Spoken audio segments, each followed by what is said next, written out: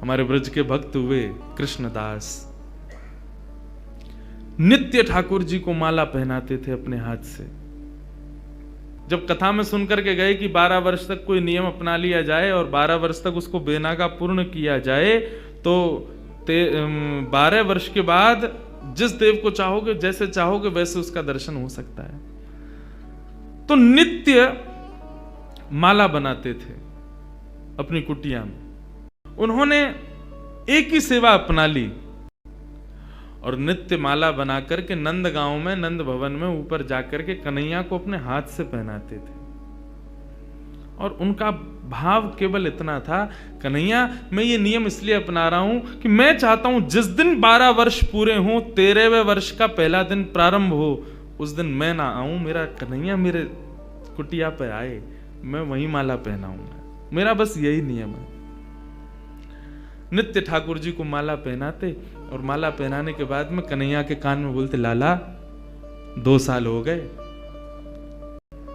माला पहनाते, कन्हैया केवल 5 वर्ष रह गए, कन्हैया अब केवल 1 ही वर्ष रह गया, कन्हैया अब तो 15 दिन रह गए, अब तो नाचते हुए जाते हैं माला लेकर के, कन्हैया अब तो 1 ही हफ्ता रह गो।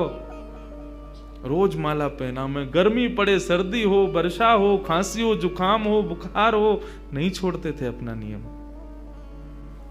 आज विश्राम दिवस, 12वां वर्ष का अंतिम दिन, ठाकुर जी के सन्मुख गए, माला गले में धराई, लाला सेवा पूर्ण भई अब मोरी, अब मेरी सेवा पूर्ण, प्रतीक्षा करूंगो, कल 13वें वर्ष को पहला दिन है, तू आइयो, तेरे काजे देख 56 भोग बनाऊंगो, तेरे काजे बढ़िया जो है माला बना के रखूंगो, एक सेज सजा के रखूंगो, ने एक देर पौड़ जाइयो मेरे पास, ने एक मोसो बतिया लियो, और लाला तू को जितनो समय मिले तू उतनी देर को आइयो, लेकिन आ जाइयो। बोले अब कल मैं आऊंगा नहीं, और लाला तू नहीं आयो ना तो जीवन में भूल जाइयो कि मैं कभी आऊंगा। नंद गांव में और नंद भवन में ये मेरा अंतिम प्रवेश है। और प्रणाम करके दिल्ली को चले गए। 56 भोग सजाए, दुनिया भर की सामग्री बनाई, सुंदर सुंदर माला तैयार करी, एक कन्हैया की, बाकी के सबरे ग्वाल बालन की। बोले बछड़ा बछिया आमेंगे संग में, उनको माला पहनाऊंगा, उनके का जो भंडारो है उनके का भी 56 भोग सजाऊंगा। सबके लिए सब तैयार किया। 13वें वर्ष का जब पहला दिन प्रारंभ हुआ, सुबह से ही राह तक रहे, कन्हैया आ रहे होगो, श्याम सुंदर आ रहे होगो, नंद नंदन आ रहे होगो। अभी श्रृंगार को समय भयो है, धूप की छांव से पता कर लेते हैं कि अभी कौन सा समय चल रहा है। अरे लाला व्यस्त होगो, श्रृंगार करके और फिर वाके बाद प्रसाद पाके फिर आवेगो, अभी भी नहीं आयो, कोई बात ना, राजभोग पाके आवेगो, गैया चराते हुए चुपके ते आ जाएगो मेरे पास। अपने मन को सांत्वना दे रहे हैं। दोपहर का समय हुआ, सूर्य बिल्कुल ऊपर, राजभोग का समय चल रहा है। गैया चरा के दूर चलोगे होगो, शाम को आवेगो, लौटते समय आ जाएगो, 4 बजे आ जाएगो। सूर्य अस्ताचल को जा रहा है और प्रतीक्षा कर रहे हैं, कन्हैया आ रहे होगो, नहीं आए श्याम सुंदर। कोई बात ना, शाम को ओलाई करवा करके और फिर रात्रि को प्रसाद पाके कन्हैया फिर आवेगो, तब भी नहीं आए। शयन का समय हो गया, बाबा एक टक बस बैठे हैं, कन्हैया आ रहे होगा। है सके नंदरानी यशोदा नंद बाबा को शयन करवा के आवेगो, रात्रि हो गई, नहीं आए ठाकुर जी। कृष्णदास जी मुस्कुराने लगे। 12 साल से एक टक बिना नागा किए अपने नियम में लगा हूं, आज तक कुछ नहीं मांगा कन्हैया से, केवल ये मांगा कि मेरी कुटिया पे आ जाइयो, मेरे हाथन से माला पहने, वामू श्रम है रोया को। तुरंत अपने 56 भोग को पूरा एक पोटला बनायो, माला उठाई, सब सामान वहां से तुरंत धर लियो और कुटिया में तालो लगा करके बाबा निकल गए नंदगांव से। बोले जीवन में नहीं आऊंगा, मेरे जीवन को सबसे बड़ा अपराध है गयो, मैंने 12 साल या कन्हैया को दे दिए या श्याम सुंदर को दे दिए। अरे काय बात को श्याम सुंदर, काय बात को कन्हैया, काय बात को दयालु, एक भक्त की एक मनोकामना ना पूरी कर सके, ना रहनो अब यहां पे, जैसी जाने लगे तो मार्ग में गायों का झुंड जा रहा था।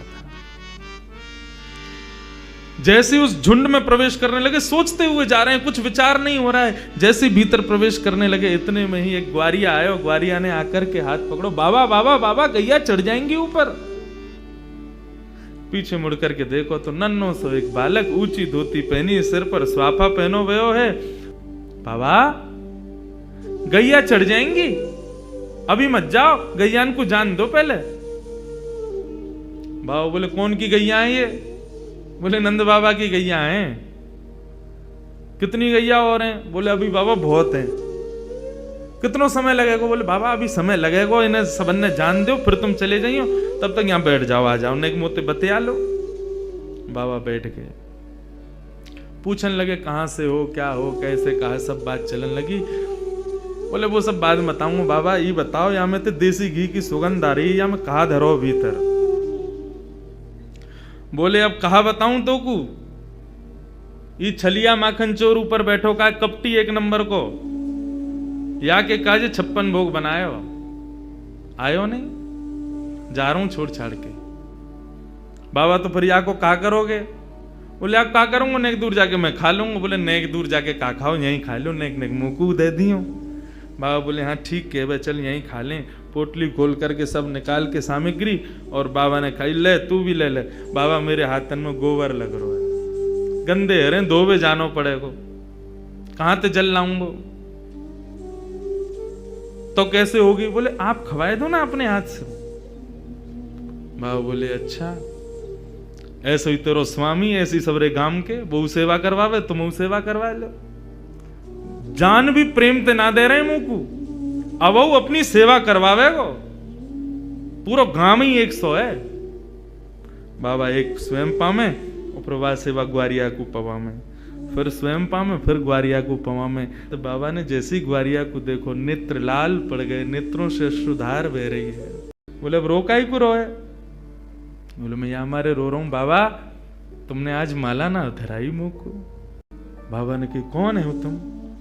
इतने में ठाकुर जी खड़े भये, श्याम स्वरूप प्रकट भयो, मोर मुकुट प्रकट भयो, लकुटी प्रकट भई, वंशी प्रकट भई। ठाकुर जी को सर्वांगन स्वरूप प्रकट है गयो, और प्रकट है करके बाबा को दर्शन देने लगे। बाबा मैं आ गए हो, प्रसाद पा लियो, ले माला पहना मुंह को। आज मेरो पूरे दिन मन ना लगो, क्योंकि 12 साल से रोज तेरे हाथन की बनी माला नित्य मेरे अंग को स्पर्श करती। मुंह को ऐसा ना लगता कि माला स्पर्श कर रही है, मुंह को लगती कि मेरो कृष्णदास मुंह से लिपटो भयो है। आज पूरे दिन व्याकुल रहो बाबा में, मुंह को जल्दी अपनी माला पहना, और तू माला पहना के आज मेरो आलिंगन कर ले। कृष्णदास क्रोध में देख रहे हैं,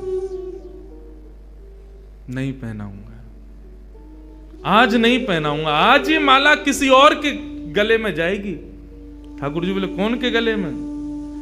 बोले मैं यह विचार कर रहा हूं कि मैंने बरसानो जावे को मन बनायो तो कन्हैया प्रकट है गयो।